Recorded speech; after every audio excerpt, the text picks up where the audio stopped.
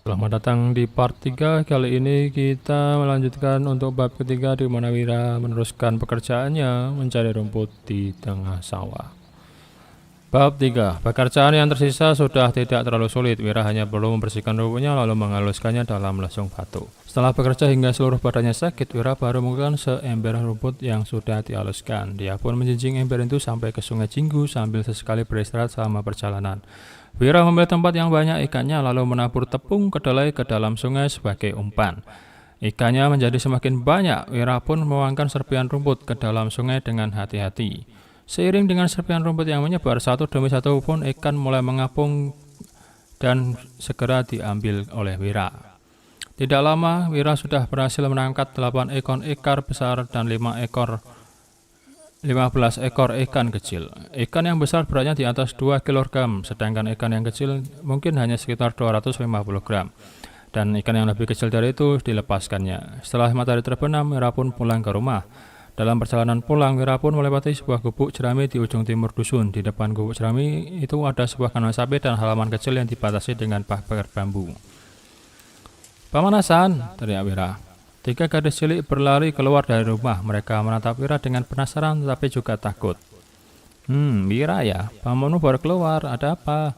Seorang wanita parubaya berjalan keluar dari rumah. Dia menatap Wira dengan sangat waspada. "Bibiani, siang tadi Paman Hasan sudah membantuku, jadi aku bawain beberapa ekor ikan untuk kalian." Wira menaruh 2 ekor ikan besar dan 6 ekor kecil ikan di depan rumah mereka. Setelah itu Wira pun pergi. "Aduh Wira, ini terlalu banyak. Kamu bawa pulang aja Wira." Bibi Hani yang awalnya terlihat waspada pun tercengang.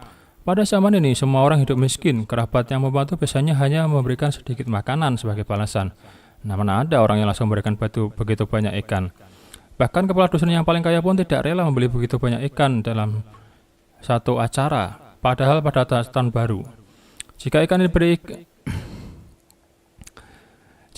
yang diberi Wira dijual, mereka udah bisa menghasilkan berapa ratus gabak sekaligus. Bagi Hani, hadiah ini terlalu berharga. Hani tidak mengerti kenapa si pemeras itu memberikan begitu banyak ikan untuk mereka. "Aku masih ada kok." Wira sama sekali tidak menoleh dan langsung pergi. "Ikan, ikan, ikan!" 3 gadis cilik itu langsung mengelilingi 8 ekor ikan dengan bersemangat. Hani sangat kebingungan. Dia ingin memasak ikan itu dengan anaknya tetapi juga merasa sayang dan takut. Tidak lama kemudian Hasan dan kedua putranya kembali. Hani pun berkata dengan cemas, "Hasan, Wira bilang tadi kamu udah bantu dia. Jadi dia bawakan begitu banyak untuk kita. Sebenarnya kamu bantu dia ngapain? Kenapa dia kasih begitu banyak ikan sama kita?" "Aku cuma bantu dia gali rumput sebentar." "Dari mana dia begitu banyak dapat ikan?" Hasan menatap 8 ekor ikan itu dengan heran lalu bertanya, "Kamu gak salah lihat? Memang Wira yang kasih?" "Untuk mendapatkan ikan sebanyak ini, bahkan para nelayan pun harus melaut selama beberapa hari. Kenapa Wira yang begitu lemah bisa menangkap begitu banyak ikan dalam sehari saja?" "Aku ini gak buta loh, masa bisa salah mengenali Wira?" ujar Hani sambil memelototi Hasan. Namun Hani yang sudah tenang karena Hasan memang sudah menolong Wira. Dia pun menyimpan ikan itu dan berencana memasak seekor ikan untuk dinikmati mereka sekeluarga. Ikan yang tersisa akan dia jual untuk membeli kain. Sudah mau tahun baru, Hani pun mau membuat pakaian untuk anak-anaknya. Tapi Hasan mencegahnya. "Gak bisa, kita gak boleh terima. Aku gak tahu dari mana dia dapatkan ikan ini. Tapi itu saat ini dia begitu banyak utang sama Pak Budi. Dia bisa menjual beberapa ikan ini untuk bayar utang." Hasan memasukkan ikan-ikan itu ke ember kayu lalu hendak membawanya pergi. Hani mencegah, "Hasan, balikin aja ikan yang besar ke Wira. Kita nggak boleh masak ikan yang kecil untuk anak-anak. Mereka udah lama nggak makan daging. Lagian ikan kecil juga nggak begitu bernilai." Dan Hasan pun menoleh ke arah anak-anaknya dan yang sedang menelan ludah. Hasan pun meninggalkan 6 ikan kecil dan membawa 2 ikan besar itu pergi. Tiba-tiba ada seorang anak yang berteriak, "Paman Hasan, dari mana kamu dapat ikan sebesar itu? Satu ekor itu beratnya sekitar 2-3 kilo kan?" Sony yang sedang berkeliaran di dusun menghampiri Hasan. Saat melihat 2 ekor ikan yang dibawa Hasan, dia pun langsung menelan ludah. Dia sudah lama tidak makan enak. Hasan menjawab, "2 ekor ikan ini punya Wira. Aku mau balikin ke dia." "Punya Wira?" Sony tidak percaya. Siang tadi si kutu buku itu masih menggali rumput yang dikiranya sedang makan rumput. Kenapa tiba-tiba dia bisa makan ikan besar? Tubuh Wira yang sangat lemah, sedangkan ikan yang ditangkapnya sangat besar. Berhubung Wira terus berhenti untuk istirahat di sepanjang jalan, Hasan sudah berhasil menyusulnya sebelum sampai ke rumah. Hasan mau mengembalikan ikannya, tetapi Wira tidak mau. Paman, kamu ngapain sih? Aku udah bilang untuk kamu kan? Kenapa dibalikin lagi? Wira, Paman sudah terima ikan kecilnya. Kamu jual saja ikan yang besar untuk bayar utang. Hasan langsung memasukkan ikan itu ke keranjang bambu Wira. Paman, harga 2 ikan ini juga nggak cukup bayar utang kok. Wira mengeluarkan ikannya lagi. Kalau memang kamu nggak merasa enak, suruh saja Danu dan Dodi bantuin aku besok ya.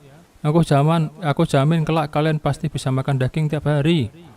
Makan daging tiap hari? Hasan sangat kaget. Dia toh bukan pejabat, mana mungkin dia bisa makan daging setiap hari. Sudah bagus apabila mereka tidak kelaparan. Namun setelah melihat begitu banyak ikan yang Wira tangkap, hari ini Hasan pun sampai menantikannya.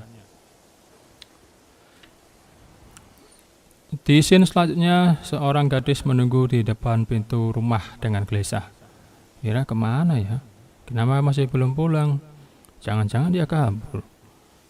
Tepat pada saat hatinya kacau, dia melihat seorang yang berjalan perlahan ke depan pintu. Wulan langsung beralih dan menghampirinya. Saat melihat keranjang bambu yang dipenuhi ikan, Wulan pun langsung terkejut. Dia mengeluarkan tangannya dengan maksud untuk membantu suaminya.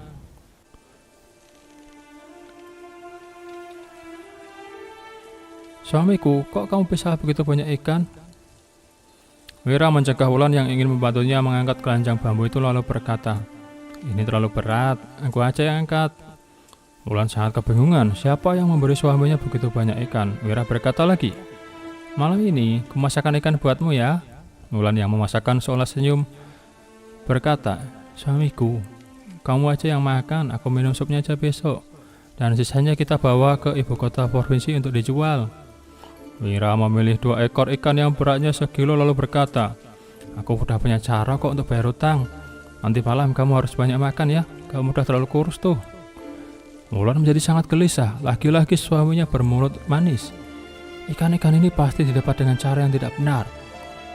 Wira langsung membunuh dan membersihkan ikan yang akan dimasaknya. Wulan mau membantunya, tapi Wira menyuruhnya untuk istirahat. Tidak lama kemudian Wira membawa 2 ekor ikan yang sedang dia bersihkan ke dapur. Namanya saja dapur, sebenarnya tempat ini hanyalah sebuah gubuk jerami yang diisi dengan kayu bakar, panci, dan tungku api. Di dalam sebuah lemari kayu terdapat 2 toples yang bersih minyak dan garam kasar. Selain itu juga ada 5 buah mangkuk dan 4 buah piring. Di sampingnya ada sebuah gentong besar berisi air. Di dalam gentong terletak sebuah gayung dan talenan. Kesederhanaan tempat ini benar-benar mengejutkan Wira. Suamiku, kamu itu serang pelajar, aku aja yang masak. Wulan datang dengan membawa lampu minyak. Dapur yang tadinya gelap pun menjadi sedikit lebih terang. Gak masalah, aku cuma mau cepat-cepat makan. Ayo nyalakan HP-nya. Wulan pun memanaskan pancinya, kemudian Wira menuangkan 2 sendok besar minyak ke dalam panci. Suamiku, minyak ini terlalu banyak, kalau begitu minyak kita bakal cepat habis. Wulan sangat menyayangkan minyak yang digunakan Wira begitu banyak. 2 sendok besar minyak itu udah cukup untuk setengah bulan. Ya kalau mau goreng ikan minyaknya harus banyak, gimana kalau kosong? Wira memasukkan kedua ekor ikan itu ke dalam panci. Suara gemericik begitu ikan masuk ke minyak panas pun terdengar. Aroma menggorengnya pun langsung menyerbak ke udara. Wulan langsung menelan ludahnya. Aroma ikan goreng yang harum juga menerbak ke luar dari dapur. Ikan, keluarga Wira makan ikan. Makanan mereka malah lebih enak dari makanan kita waktu tahun baru. Wow, harum banget. Mereka pasti pakai banyak minyak. Dia sudah begitu banyak utang, kenapa masih berani makan ikan ya? Mana pakai begitu banyak minyak lagi. Dia memang boros banget. Saat mencium aroma ikan yang harum, para penduduk yang melalui rumah Wira pun terlena. Sony datang ke rumah Wira untuk mengecek apa yang dimakan Wira. Begitu mencium aroma yang harum, Sony pun kehilangan selera untuk memakan tiwul di piringnya. Setelah menggoreng selama 15 menit, Wira pun mengeluarkan garam untuk menaruh rasa. Garam yang dipakai adalah garam yang belum dimurnikan, warnanya masih sedikit kekuningan dan bercampur dengan kotoran. Meskipun harganya tidak mahal, hanya sekitar 50 gabak untuk setengah kilogram, ada banyak penduduk yang tidak mampu membelinya. Setelah ikannya matang, Wira pun menaruh ke piring lalu menaburkan sedikit serpihan sayuran liar, kemudian dia membawanya ke meja makan. Mira meletakkan sebuah piring berisi ikan di hadapan Wulan lalu berkata, "Ayo cepat makan, nanti gak enak loh kalau udah dingin." Krenyes, krenyes. Wulan sebenarnya sudah lapar, tapi dia tetap tidak menyentuh ikan itu. Dia malah bertanya dengan berilang air mata, "Suamiku, jujurlah padaku, dari mana kamu dapat ikannya?" Selesai.